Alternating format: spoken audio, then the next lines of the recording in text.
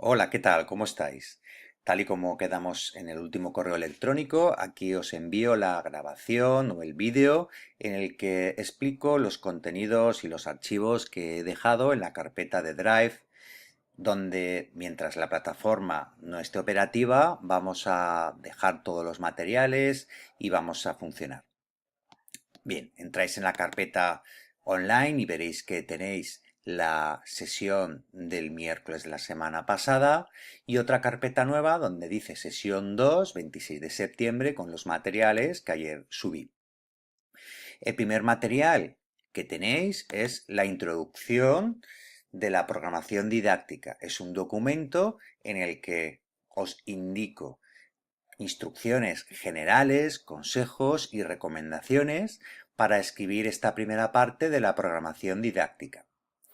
Ya sabéis por la semana pasada que la programación didáctica consta de 10 apartados y que vamos a ir trabajando aproximadamente un apartado cada semana. El primero, la introducción, que consta de la justificación y de la contextualización. El consejo que os damos es que iniciéis vuestra programación con una cita o frase relacionada con la educación, para que le deis un carácter personal a dicha programación. Lo ideal es que busquéis alguna cita, alguna referencia inspiradora de alguien que creáis que puede ser relevante para el perfil o el hilo conductor que le vais a dar a vuestra programación. A continuación empezaremos por la justificación. Aquí hablaréis de la etapa y el curso que habéis seleccionado y citaréis el marco legal que hemos tenido en cuenta. Posteriormente, podéis definir el concepto de programación didáctica. Aquí os hemos dejado algunas referencias, como la de Serafín Antúnez o la del MEC, que define la programación y la unidad didáctica. Os recordamos también las finalidades que persigue la elaboración de una programación didáctica y para qué os puede resultar útil posteriormente cuando ejerzáis como funcionarios de carrera. Por último, también podéis hacer referencia al hilo conductor de vuestra programación didáctica. Los más atrevidos pueden elegir un personaje, una ficción, una aventura, un enigma, pero lo más convencional es hablar del enfoque metodológico, como puede ser un enfoque en un aprendizaje basado por proyectos o un enfoque de aprendizaje cooperativo, algo que veremos más adelante. Posteriormente, el segundo apartado es el de la contextualización. Aquí hablaréis del centro que elijáis, que puede ser un centro real y público o puede ser un centro ideal. Si elegís un centro real, podéis nombrarlo con su nombre concreto y precisar aquellos datos que hayáis obtenido a través del proyecto educativo de centro o del plan general anual del mismo. Si tenéis acceso, se lo podéis pedir al centro, a la secretaría o a la dirección del centro, y especificáis esa información real tanto de la descripción del mismo como del profesorado, del programa lingüístico, etcétera.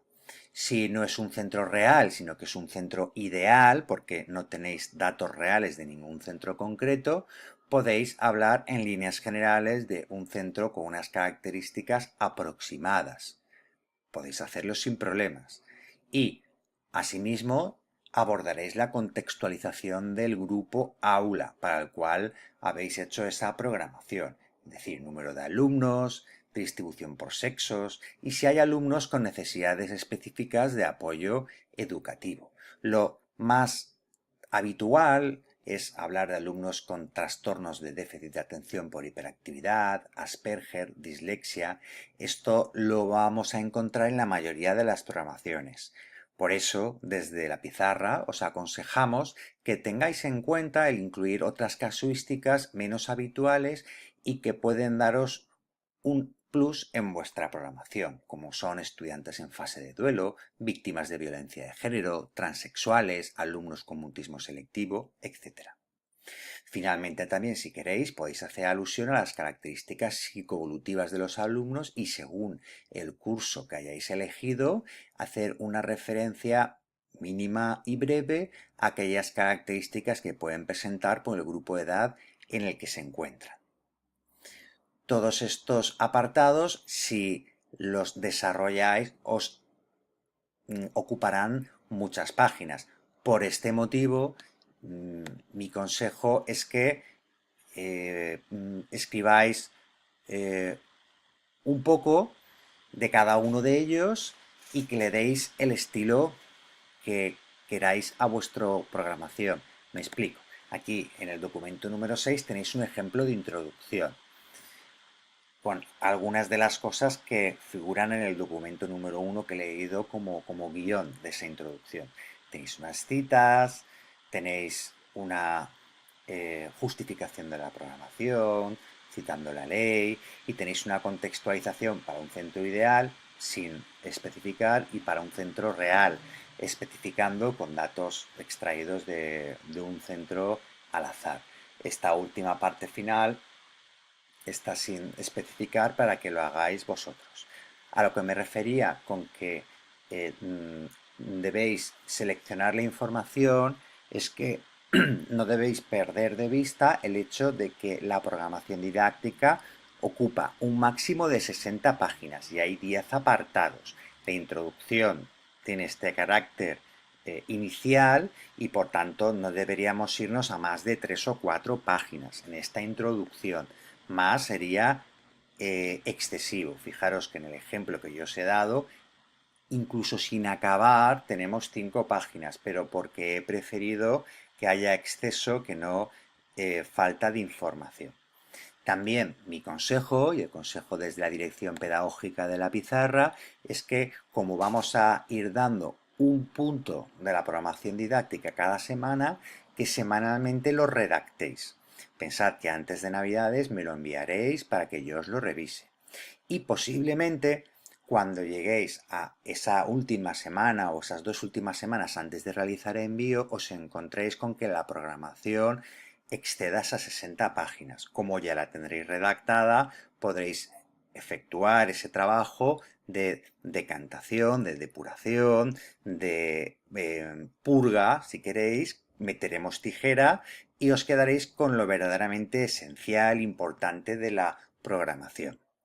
Por eso yo os invito a que a lo largo de esta semana que trabajéis este apartado, pero con un máximo de 4 o 5 páginas. Si bien sabremos que al final es más que probable que tengamos que eliminar alguna de estas informaciones en favor de otros apartados de la programación que puedan ser más importantes. Cambiando de contenido, en el documento 2 tenéis la solución al texto que planteé la semana pasada para el comentario lingüístico. He recibido vuestros comentarios, casi todos me lo habéis enviado y a lo largo de esta semana me comprometo a corregirlos y a enviároslos.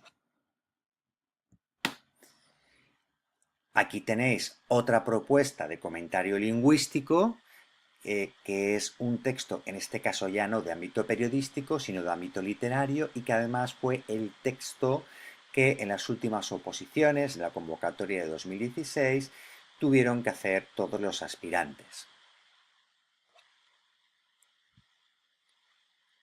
Además, os he incluido un extracto en PDF de un libro de texto para que tengáis información sobre las tipologías textuales,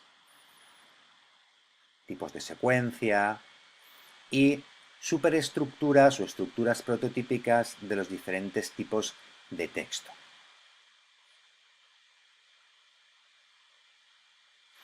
Evidentemente no hay que hacer las actividades, es sencillamente para que tengáis una información fácil, accesible y que os pueda facilitar el estudio de los temas 26 al 30. En el documento número 5 tenéis los tipos de centro.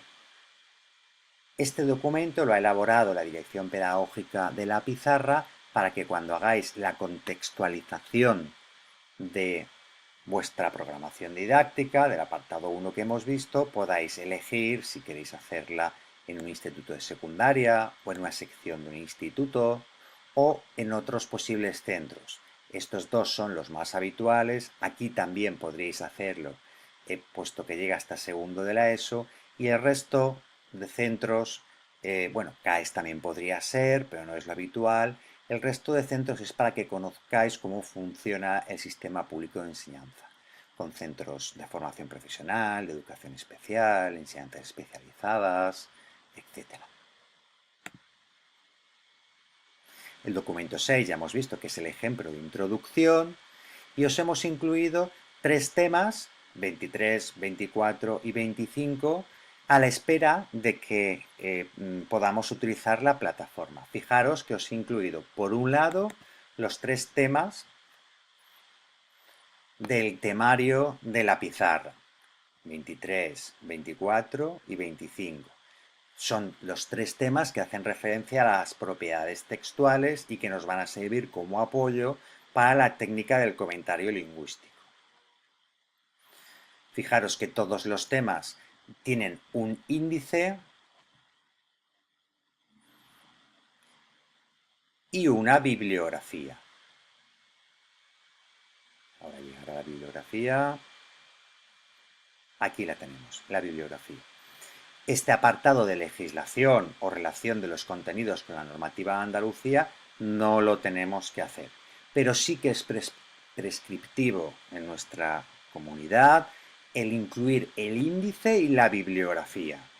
Por tanto, que no se os olvide cuando preparéis los temas, estudiad los índices y la bibliografía. Mi consejo también es que cuando redactéis los temas, que desde el principio escribáis la bibliografía. Respecto a los temas, también os quería comentar que es muy difícil llevar los 72 temas para las oposiciones. Somos conscientes todos de ello, ya lo comentamos también la semana pasada. Por tanto, hay que hacer una selección de los mismos. Hay algunos temas que son más rentables que otros. Estos, por ejemplo, nos resultan útiles porque los podemos aprovechar para el comentario de texto lingüístico. El temario que nos ha facilitado la academia es el temario elaborado por Adam Bartolomé Gallardo Cuenca y fue elaborado por Educalia Editorial, cuyos derechos ha comprado, por acuerdo comercial, la pizarra Opositores. Este temario, algunos es posible que lo tengáis en algunas de sus versiones anteriores. La editorial ha ido actualizando algunos temas, unos están más actualizados en cuanto a referencias bibliográficas, otros menos. Yo, por ejemplo, para estas 2 primeras unidades os he incluido 2 temas elaborados por mí. Ojo, elaborados por mí, pero no de manera original, sino teniendo en cuenta temas y textos ya elaborados por otros autores, por si queréis completarlos. Fijaros que también os incluyo un índice al principio y una bibliografía al final. Aquí podréis también completar con mi bibliografía, la bibliografía de los temas de la academia, y siempre que yo tenga temas propios, los compartiré con vosotros.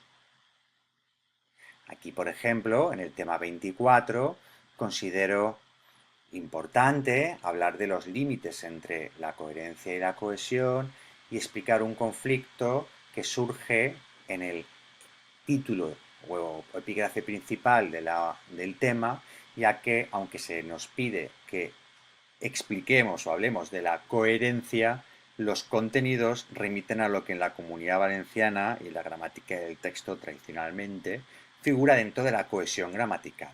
Eso aquí no está explicado, aquí me refiero en el temario de la pizarra y en el tema que os ofrezco yo, sí. Por lo tanto, podéis incorporarlo y lo podéis mejorar.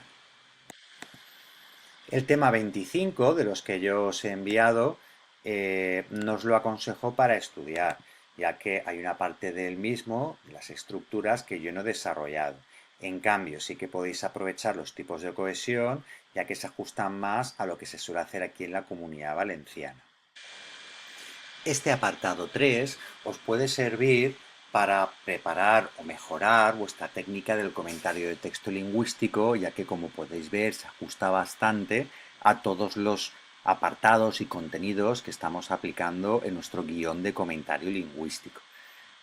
Pensad y tened en cuenta lo que dijimos de que nuestro guión se asemeja a la tradición de comentario existente en la Comunidad Valenciana y que por tanto le va a resultar familiar a los miembros de los tribunales que os evalúen.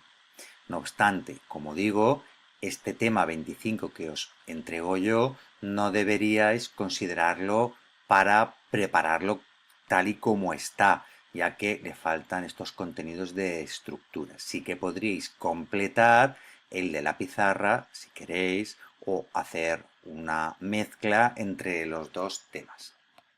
En este sentido, os quería decir también alguna cosa.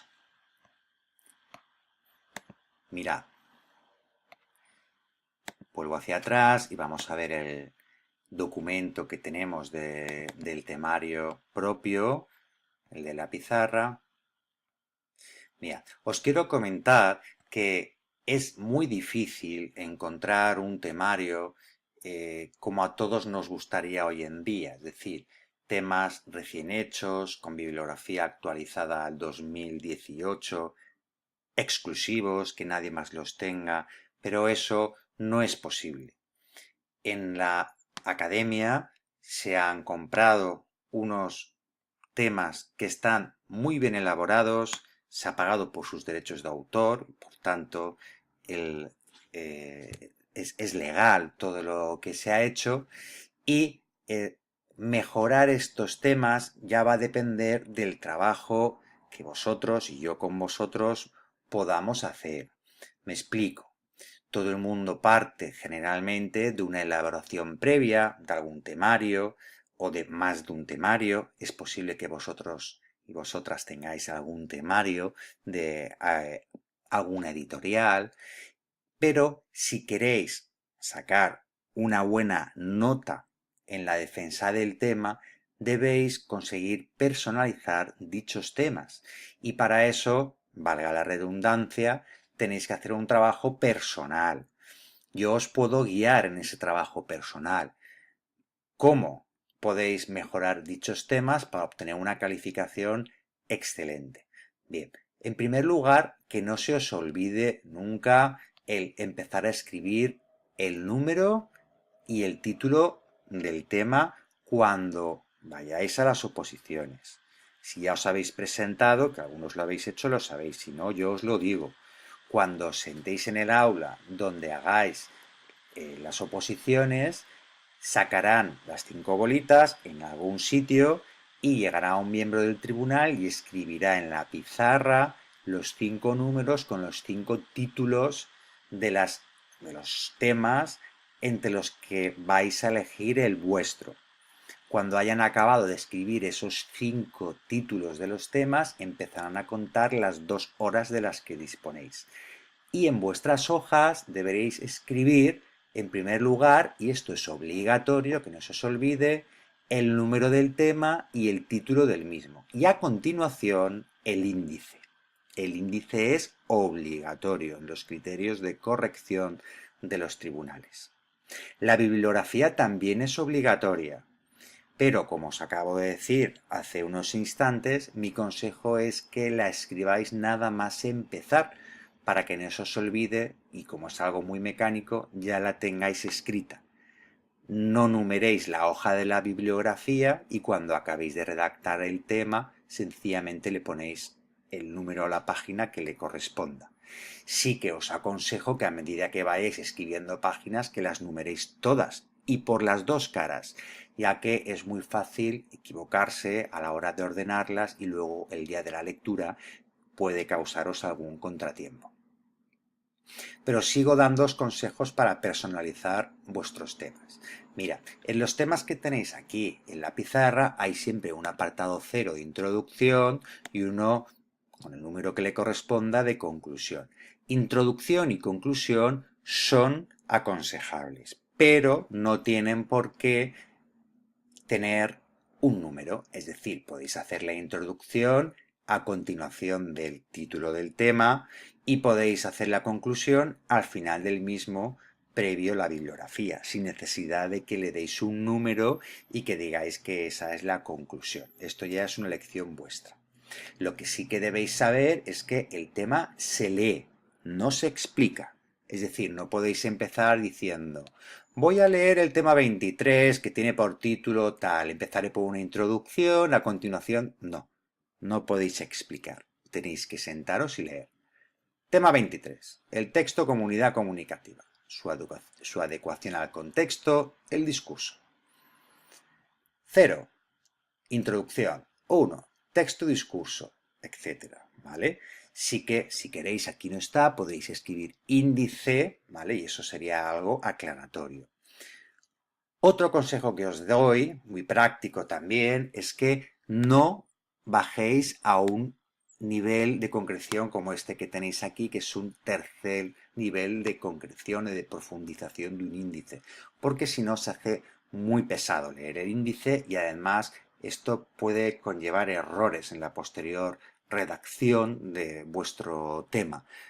Quedaros solo en este segundo nivel, del 1.1, del 2.1, del 3.2, etcétera. Otro consejo que os doy, que creo que puede marcar la diferencia y que os va a ayudar a que saquéis una nota excelente, es que relacionéis siempre en la medida de lo posible la exposición de los contenidos propios de cada tema, ya sea lengua o literatura de lo que sea, con la función docente para la cual estáis aspirando en el proceso de oposiciones. Es decir, en estos temas, por ejemplo, 23, 24 y 25, que tocamos las propiedades textuales, lo tenemos muy fácil, ya que podemos hacer alusión a la necesidad de que nuestros alumnos sean competentes desde un punto de vista comunicativo, tanto en la coherencia como en la elaboración o comprensión de textos, en la adecuación. Es decir, es muy fácil ponerlo en relación. Por eso, tanto en la introducción que hagáis de los temas como en la conclusión, yo siempre os aconsejo, y esto lo tendréis que elaborar vosotros porque es un sello personal que tenéis que conseguir redactar, yo siempre os aconsejo que aterricéis, que bajéis de ese universo expositivo académico en el que estamos exponiendo contenidos del tema para poner los pies en la tierra, para meternos dentro de nuestras aulas y relacionar dichos contenidos teóricos con la práctica del aula del día a día. Por otra parte, también es aconsejable que cuando estudiéis temas y los estudiéis por bloques, que haya determinados contenidos que podáis reproducir en varios temas. Esto también nos facilitará el estudio. Por ejemplo, en estos tres temas, texto y discurso, una definición de texto-discurso o de las propiedades textuales, las propiedades del texto, podríais incluirla en cualquiera de los tres y os quedaría bastante bien. También podéis compartir algunas referencias bibliográficas, ¿vale? Estos tres temas de la pizarra no están actualizados demasiado. Fijaros que la referencia más reciente es del 99, pero están elaborados con mucho rigor y todos los autores y referencias son pertinentes y están tratadas con rigor. En los temas que yo os he enviado tenéis otras referencias bibliográficas que podéis añadir y os servirán para completar el tema. Yo en estos tres temas quizá añadiría también, por ejemplo, en el de la coherencia, añadiría algún texto de María Josep Cuenca, profesora de aquí de la Universidad de Valencia, como Gramática del Texto, que publicó en 2008 en Bromera y en 2010 en Ariel. Sería una buena incorporación. Igual que añadiría posiblemente en este tema a la bibliografía un texto que es Hipertexto 2.0, ese es el título del libro. Voy a ver si os lo puedo enseñar por aquí. Un segundo. Aquí tenéis el pantallazo de Amazon. Es un texto mejorado respecto a su primera edición en los años 90 del autor George P. Landau, que es un clásico. ¿Y por qué os recomiendo este texto? Porque pienso que en el tema de texto y contexto faltaría actualizar al llamado texto global o hipertexto, puesto que en los últimos años ha tenido una gran evolución y una gran transformación del concepto de texto la extensión de Internet. Por lo demás, los temas están, repito, muy bien construidos, con mucho rigor, muy bien explicados y de una extensión aproximada a la realidad. Cuando estudiéis los temas, sería conveniente que hicierais simulacros y que los redactarais utilizando un máximo de 2 horas para ello, que es el tiempo que tendréis en el día de las oposiciones. Y posteriormente, yo también os recomiendo que le pidáis a alguien el favor de que os escuche y que practiquéis la lectura. Esto también ya veremos de qué manera lo podemos hacer nosotros más adelante. En la lectura tendréis que aprender a modalizar vuestra voz, a hacer énfasis, a saber atraer, captar la atención del tribunal, que puede estar hastiado de estar escuchando repetidas veces lo mismo. Y tened en cuenta también cuando escribáis no solo los temas, sino los comentarios, que estáis escribiendo textos para ser escuchados. Esto es muy importante. Por eso, ya visteis en el guión de comentario de texto que incluíamos muchos conectores, muchas transiciones, recordábamos continuamente en qué momento estábamos. Cuando escribáis estos temas, también debéis pensar en eso, ¿vale? Que es un texto que va a ser escuchado y por tanto tiene unas características especiales. Por ejemplo, cuando citéis ejemplos de una anáfora o de una recurrencia, debéis explicarlos bien cuando los escribáis, porque si los escribís para ser leídos en silencio, no es lo mismo que para ser escuchados de una lectura. Reflexionad sobre esto que estoy diciendo y si no, cuando le pidáis a esta persona que yo os digo que os escuche, os daréis cuenta cuando ella os diga que os entiende o no se entiende de algunas limitaciones y de algunas necesidades que vais a tener a la hora de redactar los temas. Asimismo, tened en cuenta cuando redactéis los temas que aproximadamente un tema escrito en 2 horas, si os lo sabíais bien y habéis estado escribiendo sin parar, suele durar la lectura entre 18 y 20 minutos. Si estáis por debajo de 18 minutos, o bien habéis leído muy rápido o es que no os lo sabéis bastante bien. Y si os habéis pasado de 20 minutos, es posible que es porque hayáis estado escribiendo más de 2 horas y entonces habréis hecho trampas. Porque por la experiencia que yo tengo, son muy pocas las personas que pasan de 20 minutos leyendo un texto que han escrito en 2 horas. Tomadlo también como referencia para cuando hagáis vuestras prácticas. Por tanto, ¿qué es lo que os pido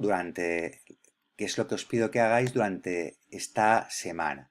Bien, pues lo que os pido es que empecéis trabajando el apartado de la introducción. Tomad como base el guión que os he facilitado y el ejemplo y dejadlo ya escrito, 4 o 5 páginas. A continuación os pido que os estudiéis como mínimo un tema. Elegid alguno de estos 3 temas y estudiaros por lo menos uno, dependiendo del tiempo que tengáis cada uno. Y dejaros para el final, ya que posiblemente este fin de semana yo ya os corrija vuestros comentarios, dejaros para el final, a partir del lunes, la redacción de este comentario, si es que podéis dejarlo para el lunes, del lunes al miércoles, la redacción del nuevo comentario lingüístico. ¿Vale? Posteriormente veremos otros temas y seguiremos trabajando.